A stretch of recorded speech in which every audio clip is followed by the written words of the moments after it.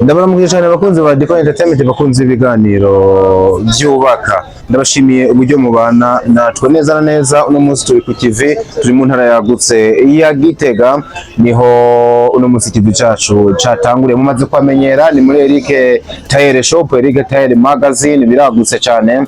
Uno munsi hambavu y'ibitambara, amastyle, amafashion, ibyo gushonamwa, amakostime, iniro, byambagwa by'abagore n'ibindi byinshi. Uno munsi tugiye kuyaga gusa ku kintu citwa imashini, bwoko bw'imashini butandukanye. None ubona yuko batanguranye n'umwaka na arrivage n'ibintu bishasha bitari bwashike mu gihugu cy'u Burundi. Tugira Imana tuhasanze boss himself, Eric Tailleur himself, niwe agiye kutuyagira muri kano kanya. Mugumane natwe mumenye byinshi, mwumve uturusho mugiye kuronka, waba ukora nk'uwikorera, ufise ibyo ukora, mukora nka bank, amakampani, niko kanya kanyu. Nimuhombe ino rendezvous, kaze cyane muri kino kiyago. Ndabaramukije cyane abakunzi bakunda kudushorera ngaha ahanye muri Magasin Eric Tailleur.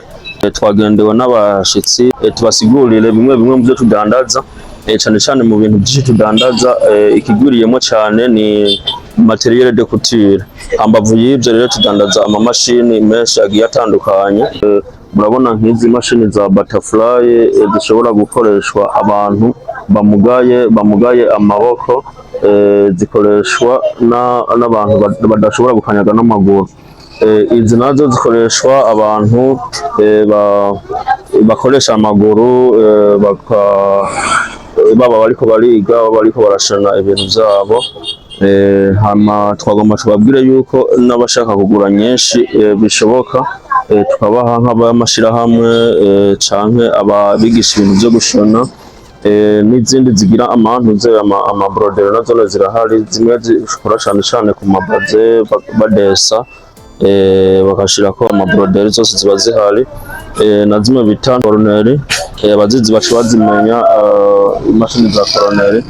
Zimwe kenshi bakoresha ku mpuzu z'abasenegale, zimwe bita abasenegale canke izindi z'amabaze bakoresha, ugasanga hariko amashugwe, hamwe n'izi inye za sirifirage baby rock, zose ziba zihari.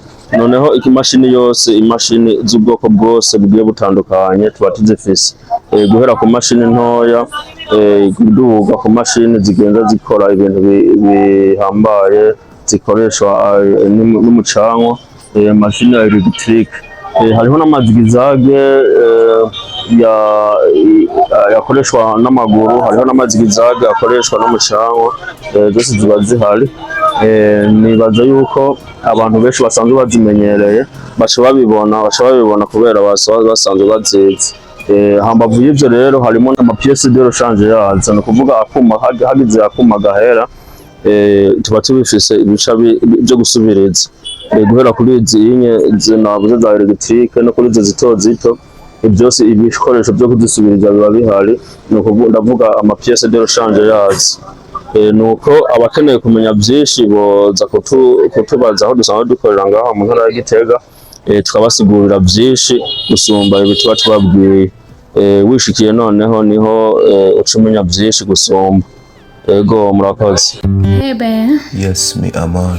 Hani nariko ndibumvira ko hani mu yacu twayikorera muri Marina Bay Singapore. Ko wasigaye inyuma mu iterambere.